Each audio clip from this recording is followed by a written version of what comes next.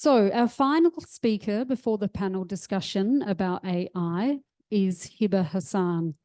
Hiba is a thought leader that enjoys sharing her musings on how creativity, marketing, and emerging technologies intersect in our age of fast change.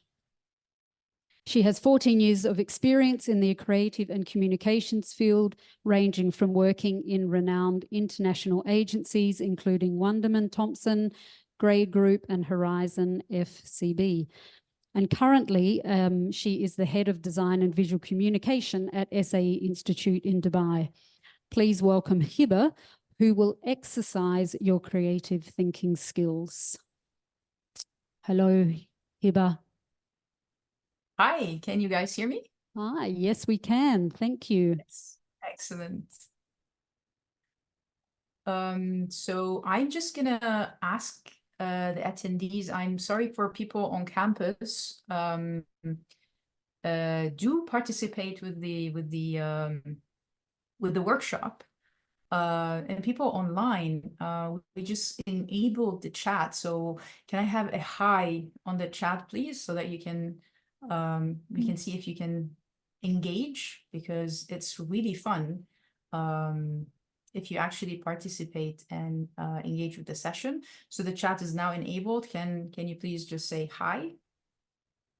Yay! We have Mariam is the winner. All right, thank you guys for the highs and hays. So I'm gonna share my screen and tell you a little bit about what we're gonna do now. So start shares, and I'm gonna go the entire desktop and share. All right. I think you should be able to see my screen now, and I have full access to the chat. And what we're gonna do now. Hello, Charlene. Welcome to the talk. So let me tell you what we're going to do now. So this workshop is called Unpacking Creativity. And the reason why I called it Unpacking Creativity, because as designers and visual communicators, or, creatives in general, we really have a definition for creativity, but we don't know exactly what it is. And what we're going to do in this workshop, I'm just going to literally walk you through creativity. I'm going to explain a few points about creativity. And before I do start with that, what I really want to tell you is why you need to listen to me. I mean, Margot has already introduced me, but, I've been in teaching for 8 years, so I know how to communicate ideas to creatives and bring out ideas from creatives. So I've been around the composition and creation of creative ideas. And I've also worked in the industry for a really long time. And I worked with a lot of agencies and startups as part of their internal team. So I know how they're thinking. I'm lucky to have been exposed to creativity from all angles. And what I'm going to do in this workshop, I'm going to try and have you have the experience of the following 3 points. So we're going to make sure that you know that, ideas are limitless. I'm going to prove that to you.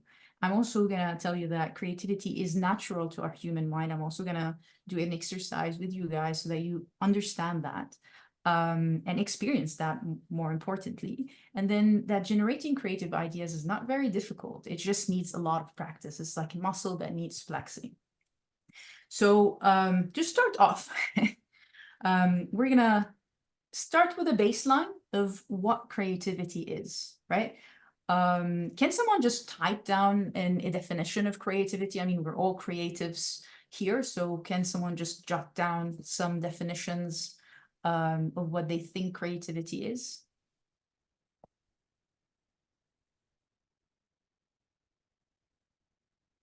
Thinking out of the box. I love that one. I love that one. I'm just gonna wait for someone else to try and define using your imagination. Again, excellent definition, I would say. And out of these 2 entries so far, I'll wait. If bring your imagination to life, excellent again. And you can see this. There's a repetition of one thing, and it's basically, it all starts with one thought, right? Or a thought, being able to think, see, ideas which are out of the norm and are unique to the world. Excellent, a way of self-expression. Perhaps it could be, definitely, we're expressing. So it all starts with a thought. With all of the entries that you have, we all agree that it starts with a thought. And the beautiful thing about thoughts is that we have them all the time. You know, can you stop your brain from thinking? It's kind of like impossible. And I can show you the power of thoughts as well. So I would want you all to do this small quick exercise with me. I'm just going to give you a few seconds, and I want you to imagine an airplane in your head. Yeah. Just imagine an airplane in the mind's eye for me. I'm just going to give you a few seconds so that you have this solid visual in your head for that airplane.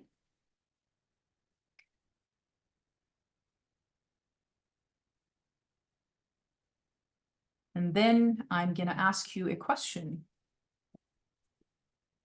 Was your airplane a passenger airplane? Can I have a few yeses or nos in the chat, please? Yes, yes, yes. All right. Interesting. How did I guess that?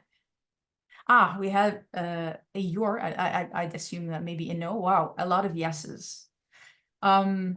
I didn't specify it's a passenger plane, but you all thought of it, which is interesting. Now let's go for another interesting point here. Was your airplane a landed airplane? Was it on the ground, like the my left or your left, I suppose? Was your airplane landing? Oh, it's in the air. Okay, it was in the sky, in the air. Okay, that's amazing. Flying, taking off. Wow, see, we're already having diverse ideas. That's amazing. I just want to ask people that are saying flying, and I'm really amazed that they are flying. Are you seeing it in the same visual that I have up on the screen on the right side? Is it flying in that angle or that kind of perspective? Did anyone see it that way? Yes. All right. Excellent. A bit more tilted. Okay, not a problem. Similar visual. Here's a very interesting thing that I don't know if you've realized.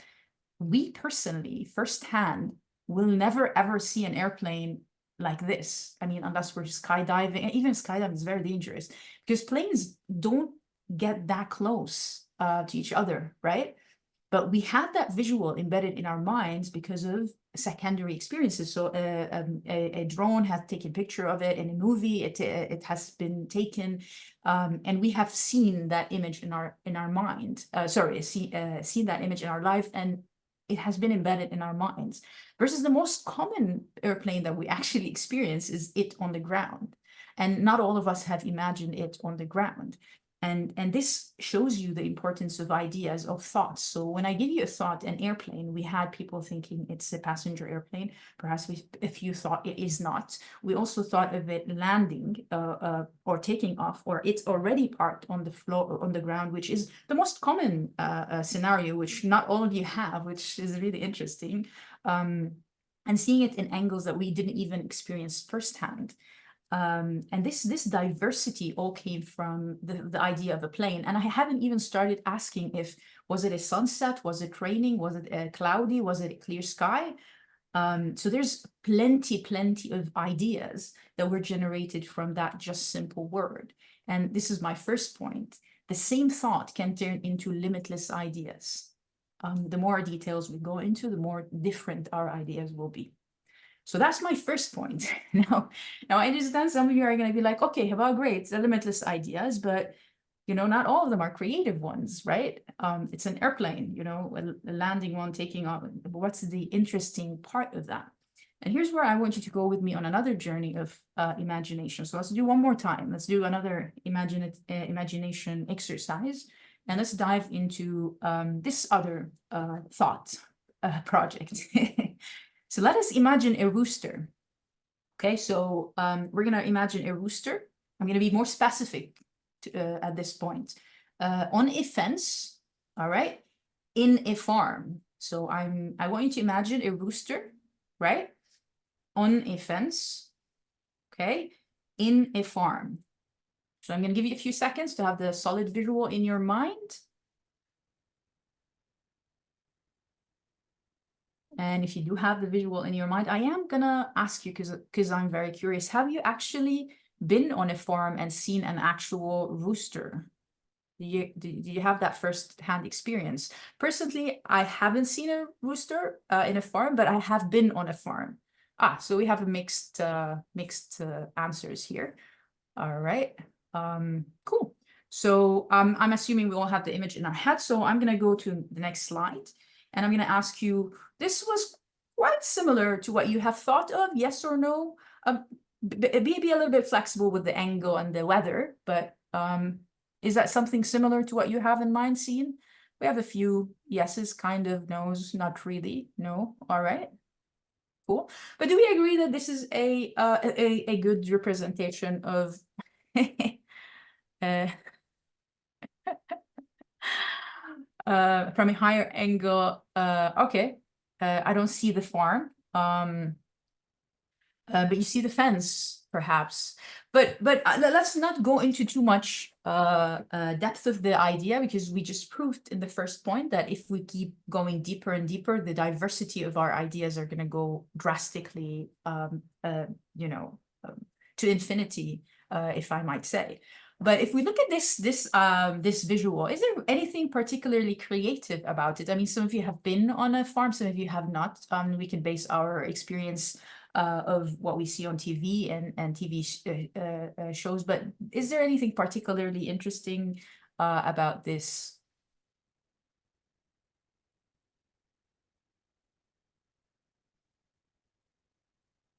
No answer. I'm assuming it is not interesting.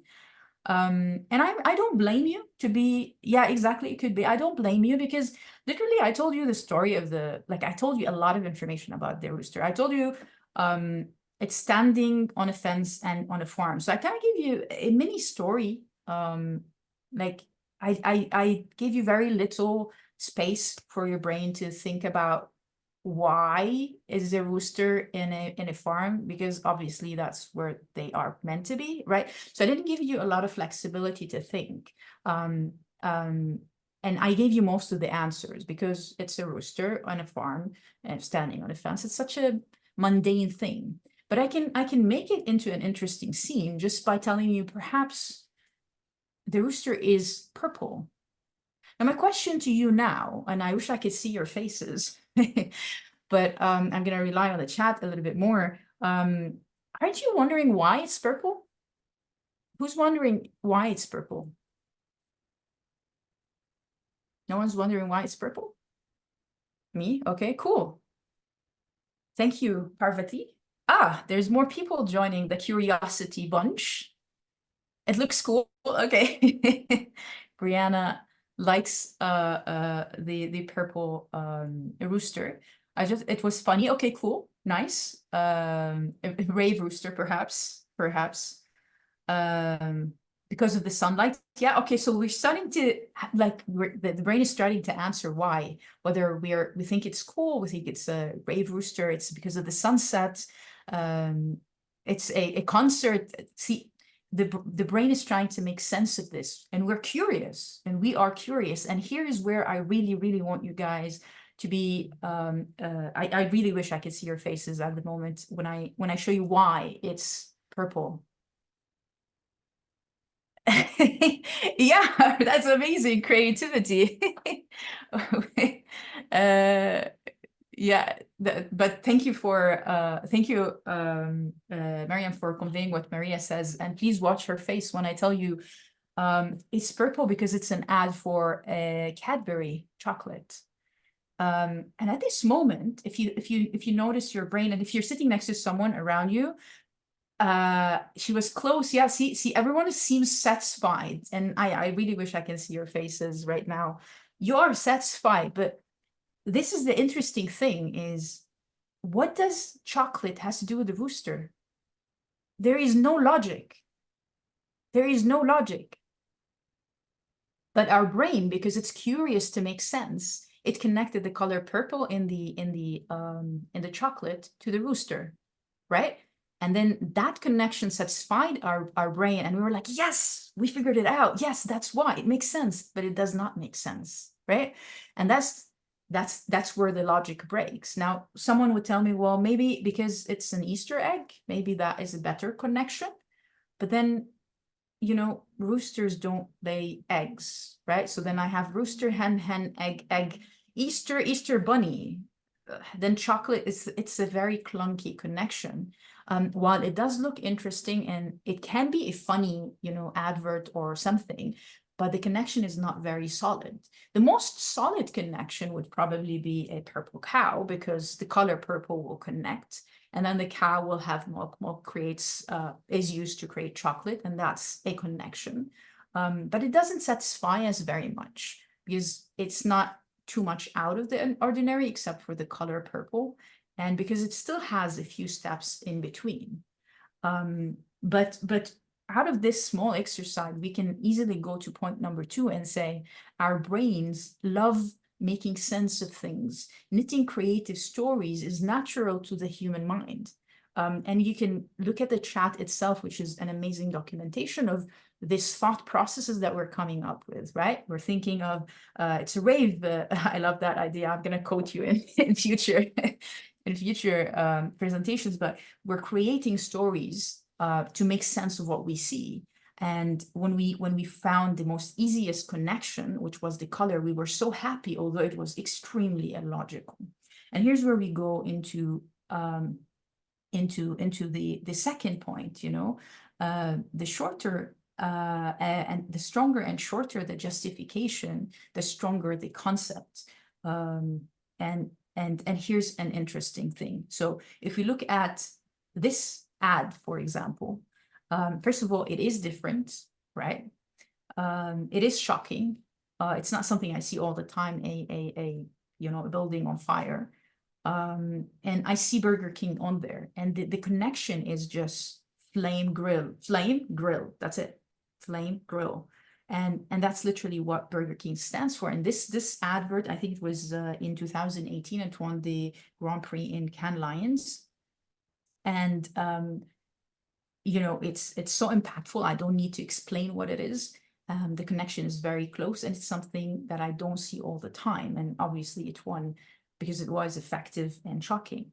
And this is where we go to point 3 to summarize what just happened in this exercise. So an amazing definition of creativity is an idea that is out of what is familiar. So it has to be out of what's familiar, because when the rooster was normal color, it was like, the moment it became purple, we were like, there has to be something there.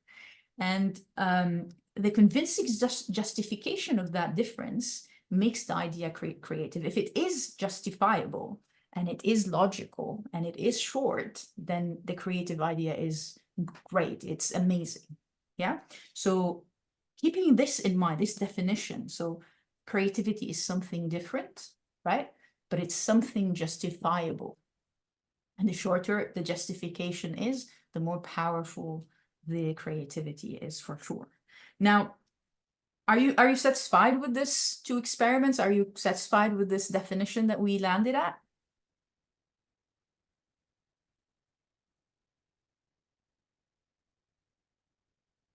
Cool. Thank you. Awesome.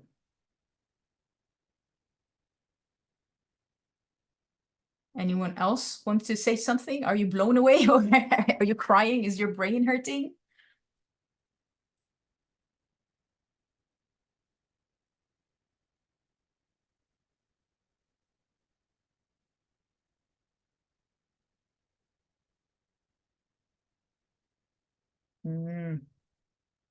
Because I need your attention. And now in the second part, we're going to go into a much deeper exercise.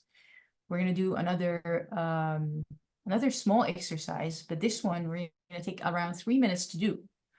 But the cool thing about this is that, keeping in mind that creativity is something different, I want you to think about a future desk. Okay, if you can do anything, what kind of desk would you create? And at this point, like, people in the hall, please do use your phones to write down the concept of the desk you would create. People online definitely use the chat to just write a small description of what the desk would look like. You have around 3 minutes, and I will time you starting now. So please do go wild. what we're doing is, what will the future desk look like? Let your imagination go wild.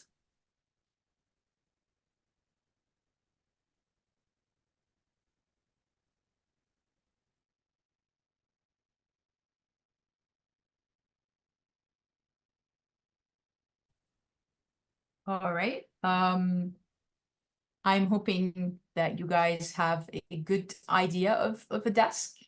I'd like you to share. People on the call, if you'd like to talk and tell me about your idea, I would most welcome that. Anyone else not wanting to chat, you can definitely paste it in.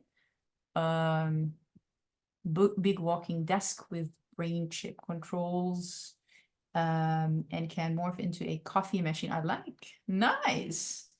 Whenever with a built-in AI assistant who does the job for me. Nice. I like that. A desk that can walk so I don't have to. Nice. A funky desk that reads your mind and turns them into real images. Yeah, why not? There's no limits, right?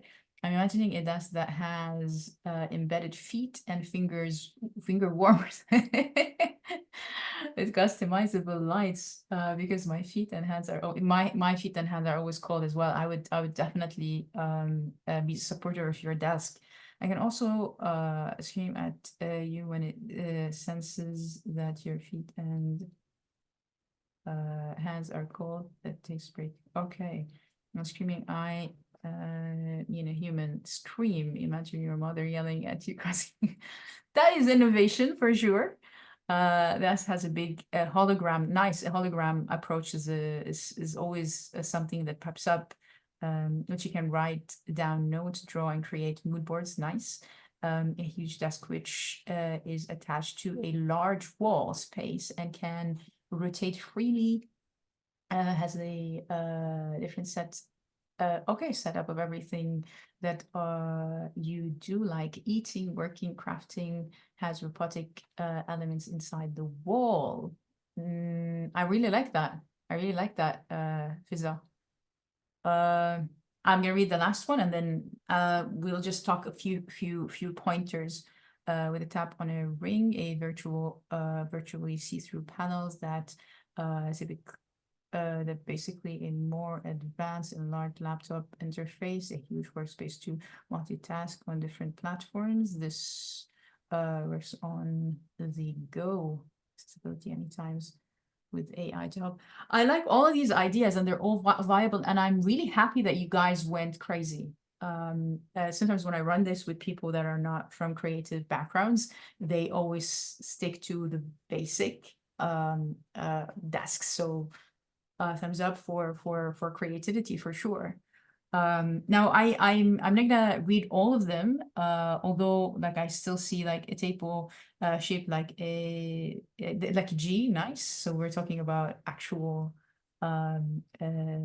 physical structure of what the desk would look like that lies inside the upper arc and nice. Visually, I would like to see that sketched or generated by AI. But the most important thing, and I've noticed that through all the people that participated, and thank you guys for participating, and people that are a little bit shy or are dyslexic like I am and are not wanting to type, please do unmute and talk. You're most welcome to do so. But if I have to ask all of you this question, did your desk solve a problem you are facing? Now, in some of your answers, it was clear that it is yes, but for everyone else, did it actually solve your problem? Yes. Thank you, Mariam. Yep. Thank you. And this is and this is very important. What do you mean? I mean, now you already like asked it to have an AI to do all the work for you. Like what? You're not doing anything. Anyways, the reason why I'm asking this is because for us to think outside of the box, and this was a definition of creativity, we need to make sure that you know, understanding the audience is very crucial to any creative idea, especially when we're trying to justify that difference in our idea. In other words, for us to create something creative and outside of the box, we need to define what the box is first, right?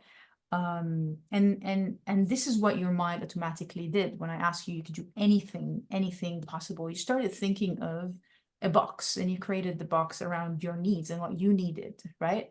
And that's how you started creating your idea. And this is like, I cannot emphasize more. And I think, you know, like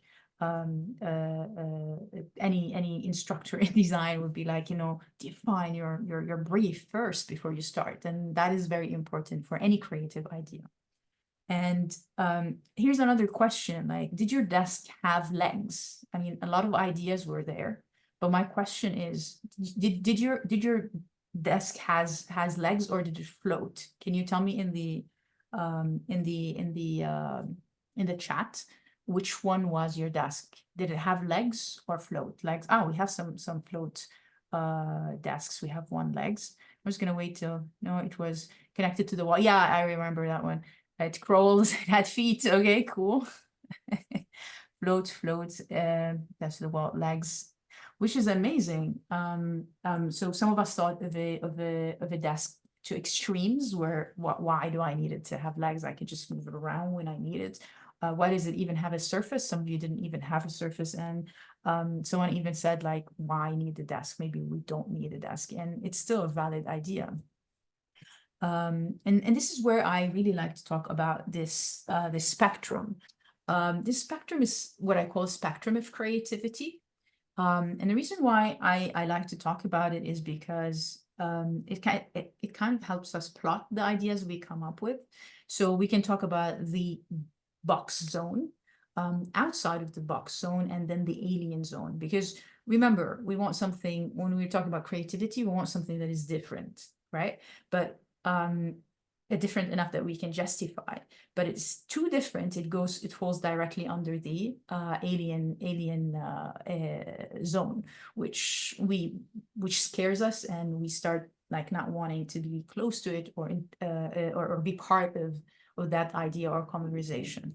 So basically, if I come up with a desk that charges your phone, so if this is a problem I usually face, my phone is always running out of battery. And yes, you might tell me these, you know, wireless chargers, but you have to put them in a specific way for them to charge.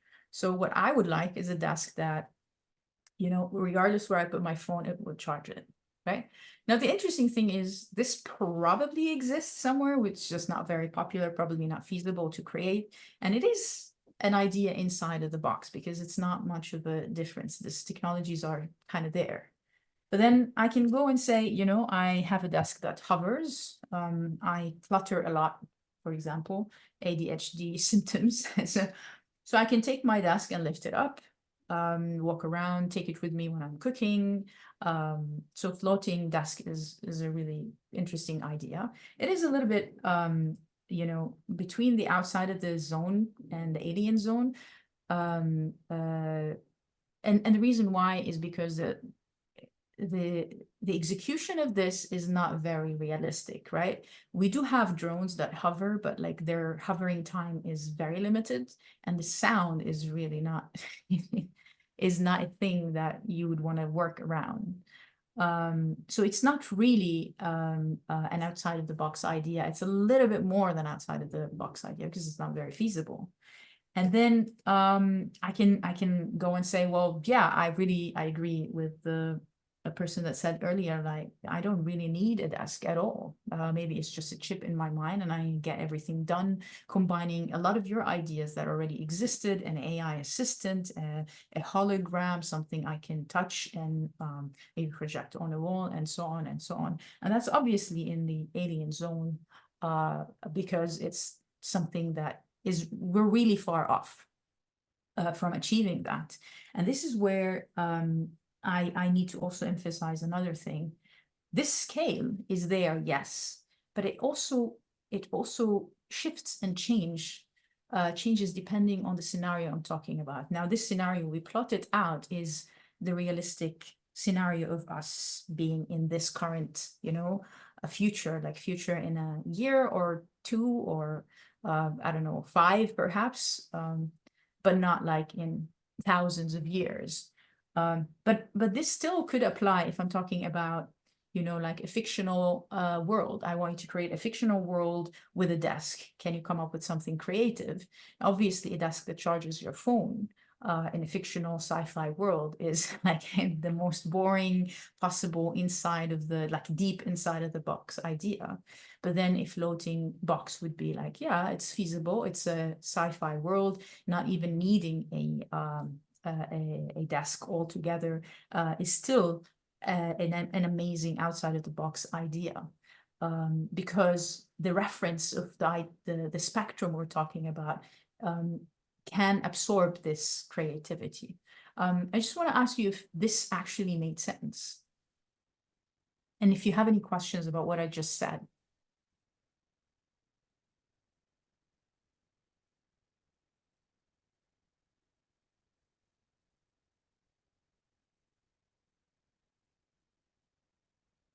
I mean, I assume no questions means positive enforcements of the knowledge. Can I have a thumbs up? All right. I'm glad it does make sense. The interesting thing about this is the fact that it reinforces the need of boundaries. So the first example of the boundaries was our personal needs.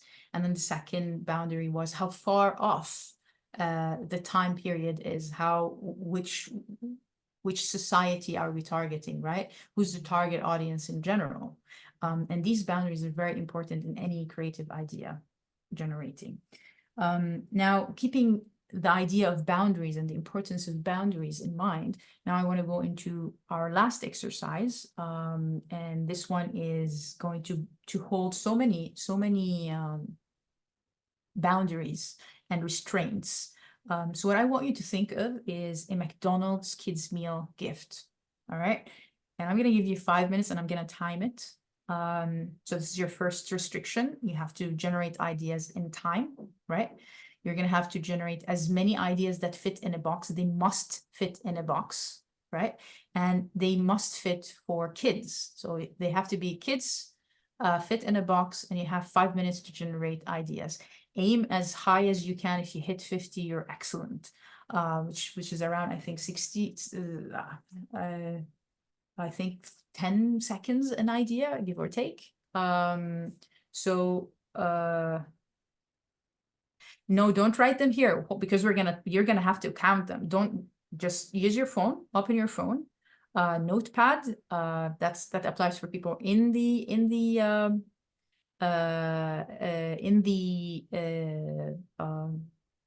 auditorium and online. So you can open your phone, open your notepad, and I'm going to start the count of the time right now. So what we're aiming for is to generate as many ideas, and there is no limits on craziness. Just create as many ideas as possible of gift items that can fit in a box for kids in 5 minutes. I'm timing you guys. At the end of the 5 minutes, we'll post our ideas in the chat.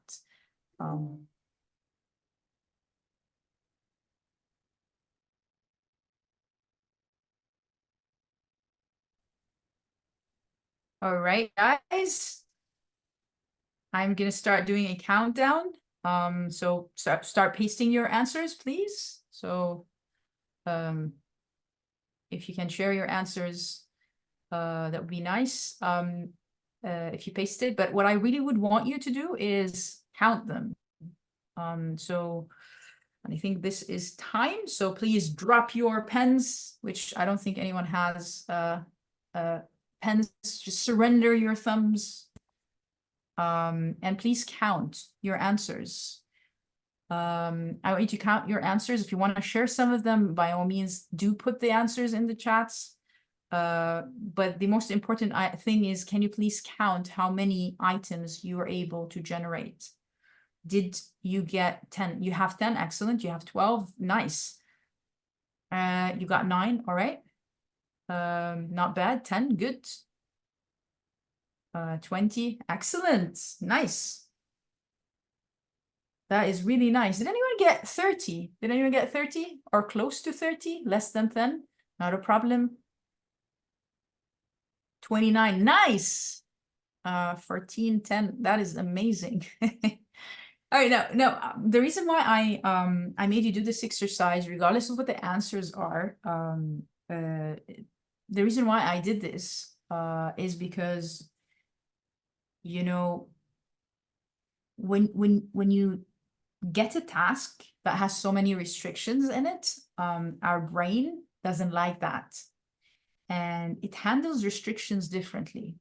And this is where I'm going to ask you, how did you handle your restrictions? Did you ignore any, including time? Some of you, like, you know, for people that had less than 10, for example, I think your priority was making sure that you fit the criteria regardless of time. And I think the people that were much closer to 30, you guys might have just ignored that it is for kids, or if the item actually fits in a box. And this is very normal. That's the normal human brain procedure or interaction, because it doesn't like being confined. And for creativity, what we can start doing is harness this power. And I'll show you how in a little bit. But if you started with strategies like, you know, thinking of what a kid would like, and you start, okay, kids, there's girls and boys, all right, what do girls like? And you start listing items for girls that girls like, and you do the same thing for what boys like, and then decide if it fits in a box. So that is a strategy. Other people might, like, you know, prioritize, no, it's a box, what can I fit in a box, and can I, you know, is it something I can play with? There's multiple strategies, and it's normal for the brain to do that because, like I said, it doesn't like being constrained. Now, the interesting thing is, if you look at your list, especially the people that have really were very close to 30, if you look at the last few items, would you consider them in the alien zone? Like, it doesn't really fit the criteria properly. Yeah.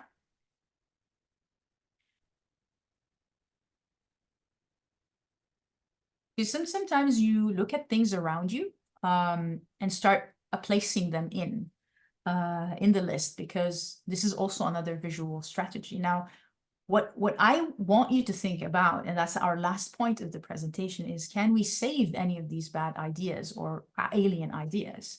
So here's an idea that, you know, like, I'm sure there's a lot of water bottles around you if you're in the auditorium.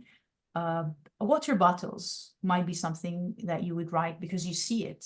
And here's the question is, like, the water bottle is definitely not a game that kids would play with, and it's definitely won't fit in a box. So what I can start doing is saving this idea, working backwards. So, okay, I have this bottle.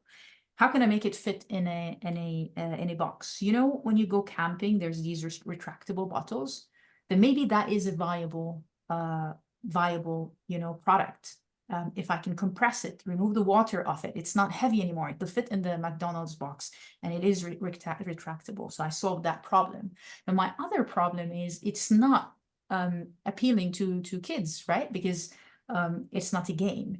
But if I just turn it into a design with, you know, some cartoon characters on it, or branded in Disney or whatever animation movies coming out, characters, then it's more relatable to kids. And I can sell it to parents as well, where I encourage kids to actually refill their own bottles and so on. So working, and then it is a viable gift item. That is really different and justifiable at the same time. So my last point is, do not always start with the brief. You know, you can sometimes end at it. So flip the order and start with something different, and then try and justify it, try and fit it into the brief. And that is my final point for you. So to summarize, so going back to this, how did they come up with this creative idea? Fires actually happened, and then news spread out, and they wanted to justify it, so they rode this hype of news, and they justified this incident, and it won awards. So they worked backward, and it won a lot of awards. So in summary, the takeaways out of what we just discussed and the exercises we had. So the same thought can turn into limitless ideas. That's point number one. Creative stories come natural to the human mind. And creativity is justifying an idea that is unfamiliar. 4, create a box to think outside of it. And do not always start with the brief. Try and end at the brief. And that is my my tips to you. I do hope you had a good time, and I hope you did take some amazing ideas out of this, and I hope it inspired you. Thank you so much for your time and for your participation and your amazing ideas. And yeah, I think if you have any questions, you can let me know. But thank you so much. Hiba, thank you very much for that presentation. I'd like to, thank you especially for being able to jump in and do that presentation since we asked you very late in the planning. So thank you very much for that. We have run out of time for questions, but if anybody's got a question for Hiba, please put it into the chat, and perhaps you'll just stay on the line for a little bit longer and to answer any. So yes, thank you again. That's amazing. All right, thank you. Thanks.